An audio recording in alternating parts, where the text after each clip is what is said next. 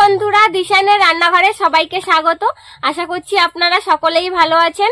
আজকে লাউ ফলি মাছের একটা রেসিপি করব সম্পূর্ণ নতুন পদ্ধতিতে। আপনারা সম্পূর্ণ ভিডিওটি দেখতে থাকুন, আশা করছি ভালোই লাগবে। প্রথমে মাছগুলোকে কেটে নেব।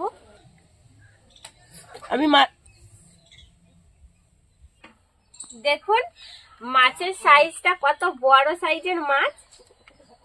এরকম বড় মাছ খেতে খুব স্বাদ হয়। এত বড় বড় মাছ বাজারে খুব একটা পাওয়া যায় না। আমি মাছগুলো কেটে নেব।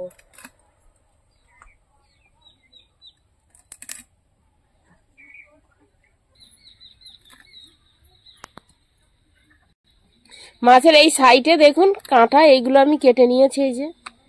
আর এর সাইডে দেখুন কেমন ডিজাইন ধাপ ধাপ ধাপ ধাপ করা থাকে থাকে।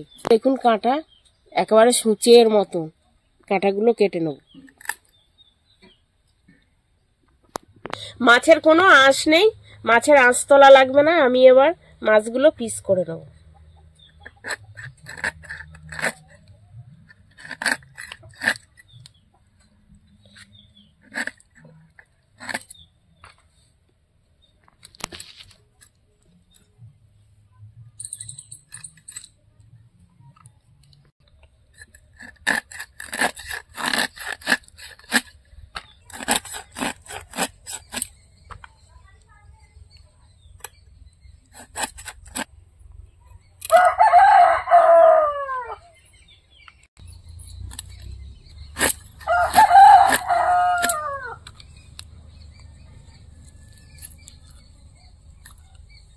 কি খেয়েছে?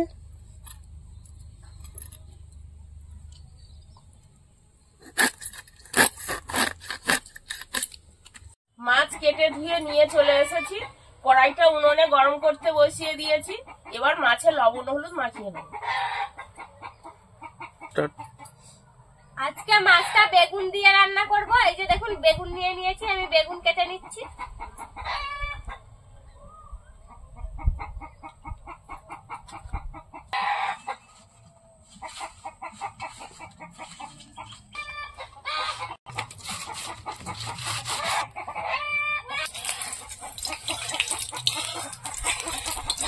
এই মাছ বেগুন দিয়ে খুব সুন্দর স্বাদ হয় খেতে, এই জন্য আজকে আমরা বেগুন দিয়ে রান্না করছি।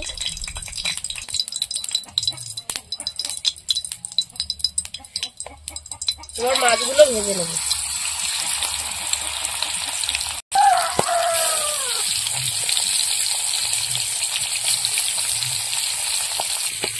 মা ওদিকে মাছগুলো ভাজা করতে করতে আমি লঙ্কা বেটে নেব।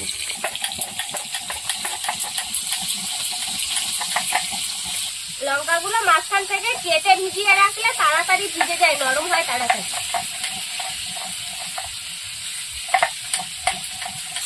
এই যে লাউ ফলি, তারপরে সাইটিং, এরকম ধরনের মাছ পাওয়া যায় না, দেখো না, ওই মাছগুলো খেতে আমার খুব ভালো লাগে। এই মাছগুলো আমার খুব ভালো লাগে খেতে। ফলি মাছ কাটা থেকে তো কত, আমি তো ফলি মাছের কি খাই। এই মাছের গন্ধটা ইলিশ মাছের মতন, আবার স্বাদটা ভেটকি মাছের মতন, খেতে খানিকটা ভেটকি মাছের মতন লাগে, একটু টক টক। ভেটকি মাছ যদিও টক লাগে না খেতে, এই মাছটা একটু টক টক খেতে। মাছ ভাজা হয়ে গেছে, তুলে নেব।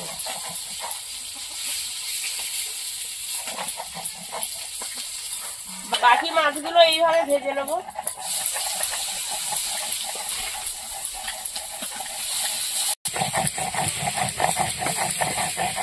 তার উপরে বাটা লঙ্কার তরকারি জমে যাবে শীতকালের সময়। হ্যাঁ, শীতকালে যত বেশি ঝাল খাওয়া যায়, শীতকালে ঝাল খেতে কোনো অরুচি নেই।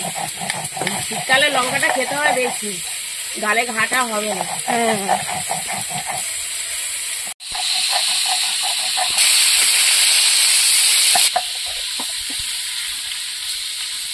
মাছগুলো ভাজতেও খুব সুন্দর, একদম ইলিশ মাছের মতন তেল বেরোচ্ছে, দেখো। হ্যাঁ,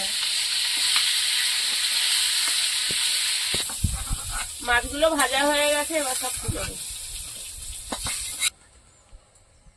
এবার মাছ ভাজা তেলের মধ্যে বেগুনগুলো ভেজে নেব।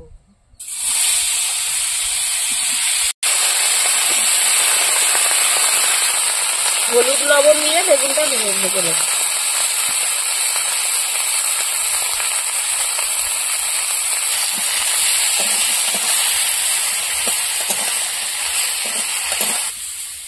আপনারা তরকারিটা একেবারে বসিয়ে দিতে পারেন, বেগুনটা ভেজে রান্না করলে তরকারিটার স্বাদ খুব সুন্দর লাগে, ওই জন্য আমরা ভেজে করছি। বেগুন ভাজা হয়ে গেছে, তুলে নেব।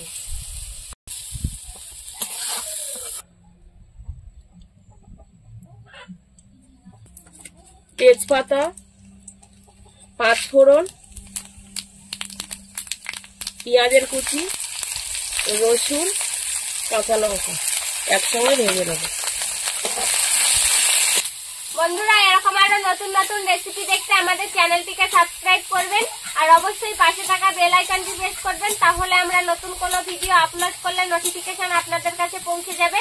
আর কে কোথা থেকে দেখছেন কমেন্ট করে বলবেন, তাহলে আমরা নতুন নতুন ভিডিও করার আগ্রহ পাবো। আর যদি ফেসবুক থেকে দেখেন তাহলে ফলো করে আমাদের পাশে থাকবেন। পেঁয়াজটা ভেজে নিয়েছি, এবার ভেজে রাখা বেগুনগুলো দিয়ে দেবো।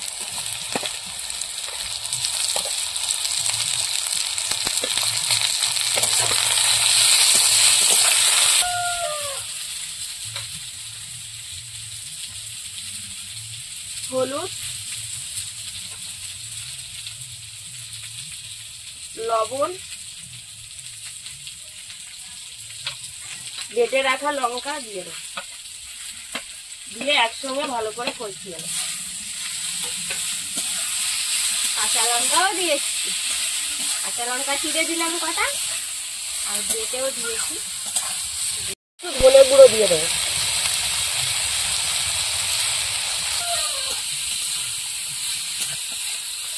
লঙ্কা বাটা জলটা আগে দিয়ে এবার বেটে রাখা মশলার জলটা দিয়ে দেবো, আর একটু জল দিয়ে দেবো।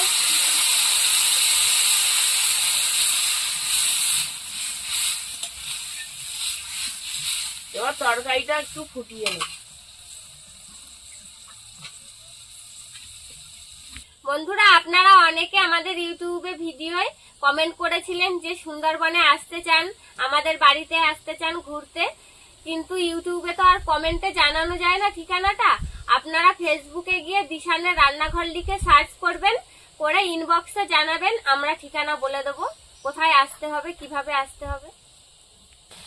তরকারিটা ফুটে উঠেছে, ভেজে রাখা মাছগুলো দিয়ে দেবো।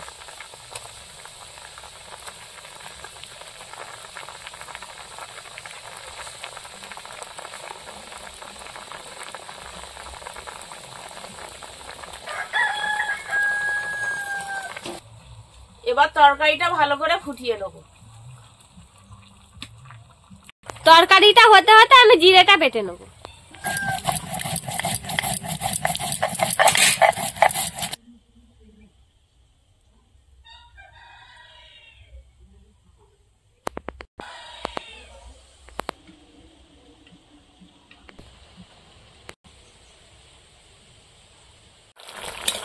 তরকারি প্রায় হয়ে গেছে, এবার জিরে বাটা দিয়ে দেবো।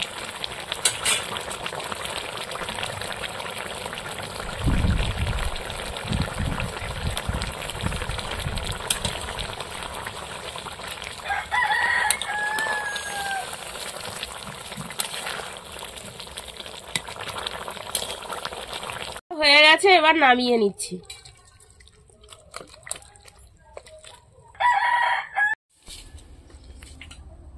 বেগুন দিয়ে লাউ ফলি মাছের ঝোল রান্না হয়ে গিয়েছে, এবার খেয়ে দেখছি কেমন হয়েছে।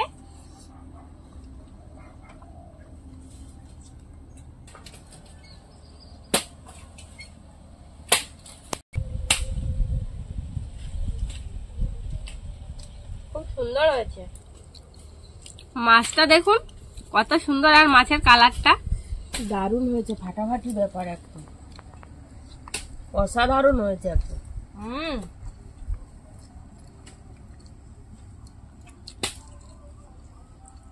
এর সঙ্গে অল্প অল্প করে মাছ দিয়ে খেতে খুব সুন্দর লাগছে, আর মাছটা একটু টক টক দারুণ লাগছে খেতে।